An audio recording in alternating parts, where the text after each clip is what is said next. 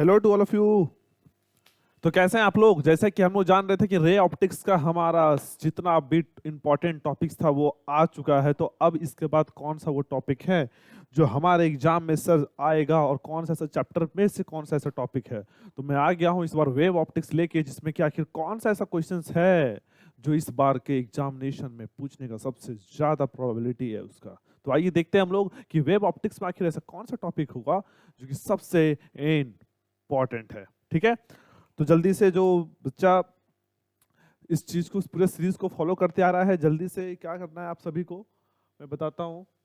आपको क्या करना है बच्चा लोग, मेरे प्यारे बच्चे लोग, आपको क्या करना है कि आपको इसका बहुत अच्छे से प्रिपरेशन करना होगा। आप समझिए बात को, हमको बार बार बोल रहे हैं जितना भी मैं इंपॉर्टेंट क्वेश्चंस बता रहा हूँ। एक मिनट, वीडियो को थोड़ा सा आप सही है जैसे विजिबल है तो ओहो ब्लर, तो यहाँ ध्यान दीजिए।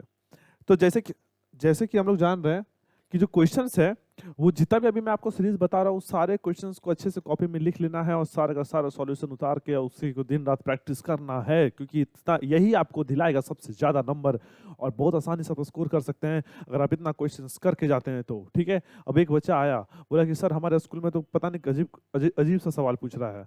हमको स्कूल से मतलब नहीं, हमको बोर्ड से मतलब है। 2026 को बोर्ड्स के एग्जामिनेशन होंगे, हमको उससे मतलब है। उसमें क्या परफॉर्मेंस होता है आपका स्कूल का परफॉर्मेंस हमको कोई मतलब नहीं आपका स्कूल के परफॉर्मेंस से कि आप क्या वहाँ पे क्या नंबर ला रहे हो, क्या कैसे क्वेश्चंस आ रहे हैं। हमको मतलब है बोर्ड से। मैं जो भी पढ़ा रहा हूँ अभी बोर्ड्स के लिए 2026 एग्जाम के लिए बता रहा हूँ आपको। ठीक है, तो स्टार्ट करते हैं हम लोग आज वो टॉपिक, क्योंकि आखिर कौन सा ऐसा, मात्र 4 से 5 क्वेश्चन आपको करके जाना है इस चैप्टर में और आपका ये चैप्टर हाथ में रहेगा। कॉन्सेप्ट नहीं बल्कि नंबर हाथ में रहेगा। ठीक है, कॉन्सेप्ट के लिए आपको पूरा चैप्टर थ्रू आउट अच्छे से पढ़ना पड़ेगा, लाइन बाय लाइन पढ़ना पड़ेगा, एक सीरीज में पढ़ना पड़ेगा और अच्छे से हर एक पे सवाल करना होगा, तो आपका कॉन्सेप्ट क्लियर होगा।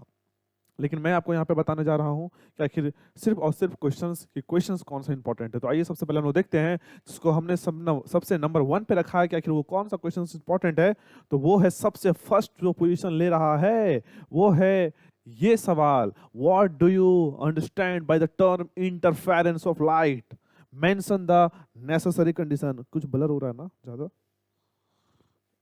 यार इसका,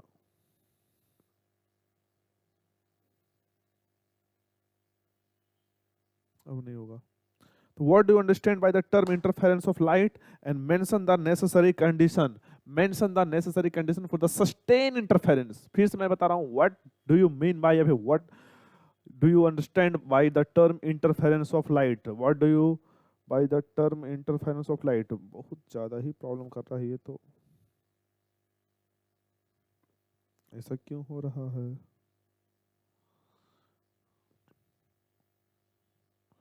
ऑटो दबा के मैनुअल, ऑटो दबा के मैनुअल, हाँ अब ठीक है। ठीक है, तो यहाँ देखिए, what do you understand by the term interference of light and mention the necessary condition. तो आपको पहले आपको बताना है कि इंटरफेरेंस ऑफ लाइट कैसे होता है। याद करो, मैं आपको बताया था वो जब लाइट पास हो रहा था डबल स्लिट से तो कैसे इंटरफेरेंस पैटर्न अपना बना रहा था, वहाँ पे कितना फ्रिंजेस बन रहे थे, dark fringes, bright fringes, equivalent intensity के बन रहे थे। तो इस सारा आपको अच्छे से करके जाना बच्चा, ये पूरा अच्छे से, यहाँ से कुछ भी सवाल आए तो आप बना सको। इंटरफेरेंस बहुत इंपॉर्टेंट टॉपिक है इस पूरे चैप्टर का, तो ध्यान समझो। ये इंटरफेरेंस तो हो गया। अब हम लोग बढ़ते हैं नीचे की ओर। ये सवाल आपने स्क्रीनशॉट लिया, जल्दी से स्क्रीनशॉट लो। 1 2 3, चलिए आइए। इसके बाद है what do you understand by the term interference of light.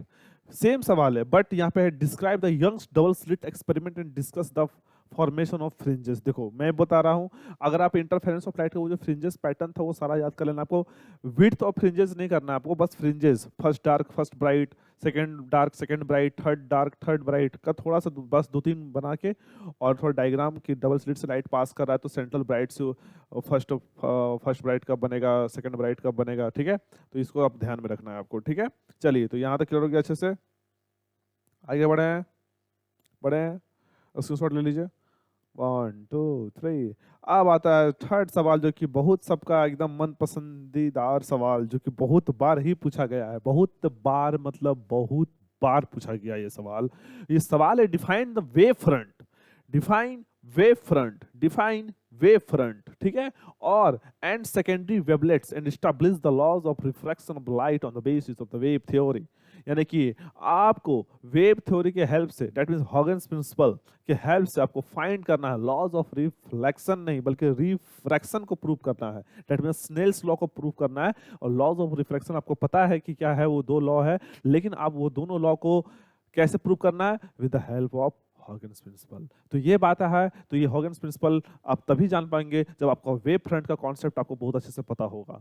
अगर आप अच्छे से, और इसका डायग्राम बहुत इजी है, बहुत बहुत बहुत इजी है, आप आसानी से कर सकते हैं और आसानी से नंबर उठा सकते हैं आप इसमें, और ये सवाल इस बार एग्जामिनेशन में रहेगा, ठीक है।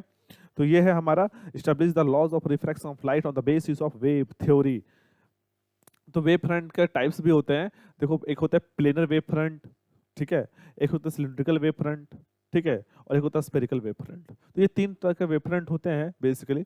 और इस वेव फ्रंट में आपको क्या करना है, कभी कभी पूछ लेता है कि बताइए लीनियर सोर्स किस वेव फ्रंट में, मतलब कि किसका, इससे कौन सा वेव फ्रंट हमारा बनेगा।